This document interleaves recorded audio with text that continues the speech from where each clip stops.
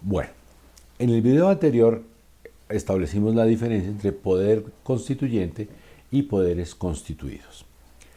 Ahora veamos otro aspecto del mismo asunto. Las constituciones, una vez que han sido establecidas por el poder constituyente, es lógico que tengan una pretensión de permanencia. Los padres fundadores de los Estados Unidos, como lo suelen llamar, o nuestros líderes de la independencia en 1810, o los de un poquito después, Bolívar y Santander en 1821, cuando terminan, digamos, de redactar la Constitución como delegados del pueblo, pues por supuesto tienen la firme intención de que ese texto perviva por muchísimo tiempo. Ojalá incluso pues para la eternidad, porque consideran que es pues una condensación de sabiduría. Y es, digamos, comprensible que una sociedad que ha hecho el esfuerzo de llegar a acuerdos muy difíciles, que son los acuerdos que están dentro de una constitución, una vez que ha llegado a esos acuerdos, quiera que esos acuerdos permanezcan durante mucho tiempo. Y por eso las constituciones son muy difíciles de reformar o de cambiar. A esa dificultad para cambiar las constituciones, técnicamente las llamamos rigidez constitucional. Entonces, las normas, en general en el sistema jurídico, las normas son rígidas cuando son difíciles o muy difíciles o hasta imposibles de cambiar.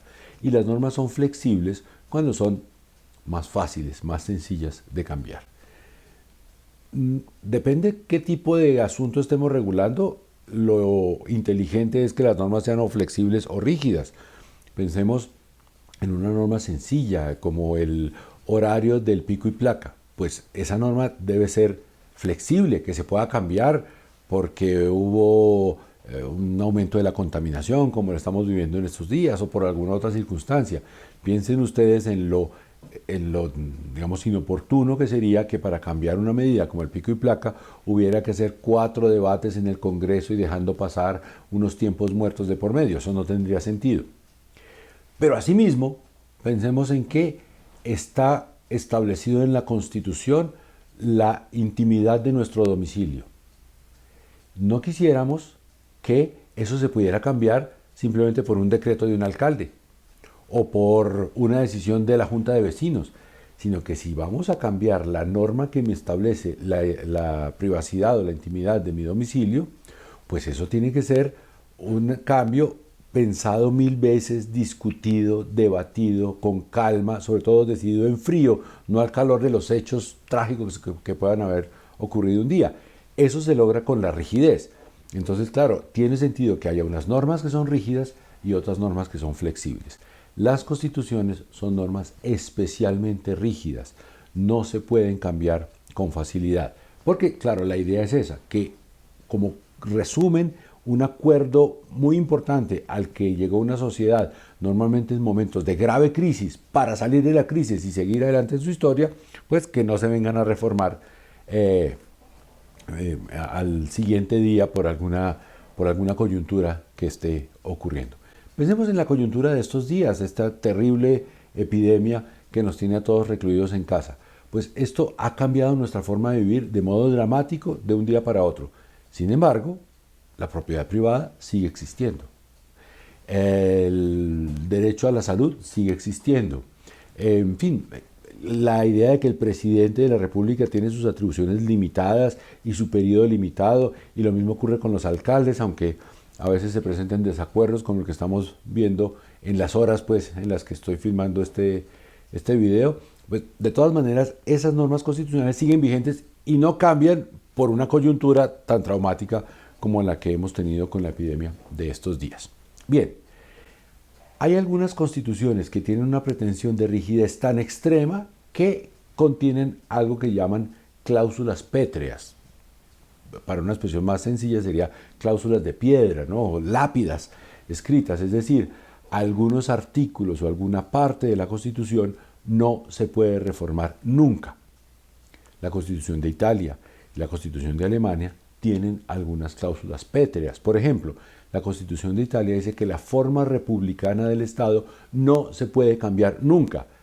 ¿Por qué? Porque para los italianos, en el momento en el que hicieron su constitución actual, era un grave peligro que se fuera a establecer una monarquía de nuevo. Entonces establecieron eso, mire, llegamos al acuerdo de que vamos a hacer una república y esto nos comprometemos a no cambiarlo nunca. Bien, nuestra Constitución colombiana no tiene ninguna cláusula pétrea. Y en general en la historia del constitucionalismo colombiano han sido muy escasas las cláusulas pétreas. Si me pidieran un ejemplo les daría uno. La Constitución de 1821, la de la Gran Colombia, que rigió entre el año 1821 y 1829, tenía una cláusula que decía que esa misma Constitución solo se podía reformar una vez, pero no hubieran transcurrido 10 años de su entrada en vigencia. Y eso lo explicaban los propios personajes que la redactaron, manifestando eso. Mire, esta es una república nueva, joven. Si ponemos a funcionar estas instituciones hoy, seguramente mañana ya vamos a tener dudas por la propia inexperiencia, por la inmadurez de nuestra política. Y por lo tanto comprometámonos a que por lo menos durante 10 años no las vamos a cambiar para ver si realmente funcionan o no. Pero ese es tal vez el único caso de cláusula pétrea que hemos tenido en la historia de nuestro constitucionalismo. Incluso es una cláusula pétrea que no se cumplió porque la Constitución no alcanzó a cumplir 10 años y ya el país había tomado otro rumbo distinto. Pero sí hemos tenido unas constituciones muy rígidas y otras menos rígidas.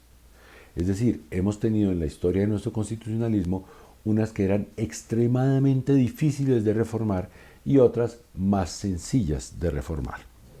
La más rígida, la Constitución de 1863, de la época liberal, la Constitución que fue expedida en Río Negro, Constitución federal y que regió 22 años. Esa Constitución, para poder ser reformada, primero se tramitaba por el Congreso con un trámite semejante al que hay hoy en día de acto legislativo, pero después tenía que ser ratificada por todos los estados que formaban los Estados Unidos de Colombia. Eran 9 estados, desde la Guajira hasta el Amazonas había 9 estados. Pues se requería el voto unánime de los 9 estados. Con que un solo estado estuviera en contra, no se podía reformar la Constitución y por eso esa Constitución fue prácticamente imposible de reformar. Entonces, en esa idea de rigidez y flexibilidad, las constituciones normalmente son rígidas, son difíciles de cambiar. Pero hay diversos grados de rigidez. Una es la rigidez extrema, la de la cláusula pétrea. Otras son rigideces, otra es una rigidez que tiende a dificultades en los procedimientos. Hay otro tipo de rigidez que tiene que ver, por ejemplo, con que en determinados momentos, en determinadas épocas, no se puede cambiar la Constitución. Por ejemplo, en España se dice que la Constitución, no, está establecido que la Constitución no se puede modificar en épocas de guerra. Nuestra Constitución no dice nada al respecto. Pero uno pensaría, mire, es sensato. En épocas de guerra o en general en épocas de calamidad, lo que hay que hacer es salvar la Constitución. Si la Constitución tenía cosas que no nos gustaba, ya lo discutiremos en tiempos de paz. Pero cuando estamos en emergencia, no nos vamos a poner a discutir si tenemos un presidente de 4 o de 5 o de 4 o 5 años o con reelección o sin reelección, sino que salvamos la Constitución en general, salvamos nuestro sistema de gobierno de la gran emergencia que tiene, por ejemplo, una guerra, y después de superada la emergencia, ahí sí procedemos a pensar en la reforma constitucional. Entonces, otra forma de rigidez es esa de una rigidez temporal. Nuestra Constitución no tiene ninguna cláusula de rigidez temporal. Lo que sí tiene nuestra Constitución, por una elaboración jurisprudencial y que la hace un poco más rígida que los procedimientos que vamos a ver, yo creo que ya va a ser en el próximo video, porque dije que iba a grabar 2, pero creo que me van a salir 3 o hasta 4. Lo que sí tiene nuestra Constitución es una forma de lectura en virtud de la cual se ha dicho que la Constitución se puede reformar, pero no se puede sustituir. Probablemente ya todos ustedes hayan oído hablar de esa tesis que es controversial, que es un tanto compleja de explicar, y es que el Congreso de la República, cuando modifica la Constitución, puede introducirle reformas, pero no la puede sustituir. Para simplemente presentar esto con un ejemplo, y nos vamos a cómo se reforma la Constitución, y después si volvemos con lo de la sustitución, digamos que reformar una Constitución, si lo comparáramos de nuevo con la casa, Es como si yo tengo una casa de, no sé, de 3 habitaciones y una sala comedor y decido que en una de las habitaciones mejor voy a poner un estudio y entonces pues hago alguna adecuación, quito una puerta, pongo un piso distinto, en fin, pongo unos muebles. Uno diría, sí, es una reforma de la casa. O tenía cocina de gas y me voy a pasar a cocina eléctrica y pues sí, eso implica hacer unas reformas, cambiar unos tubos, cambiar unos cables.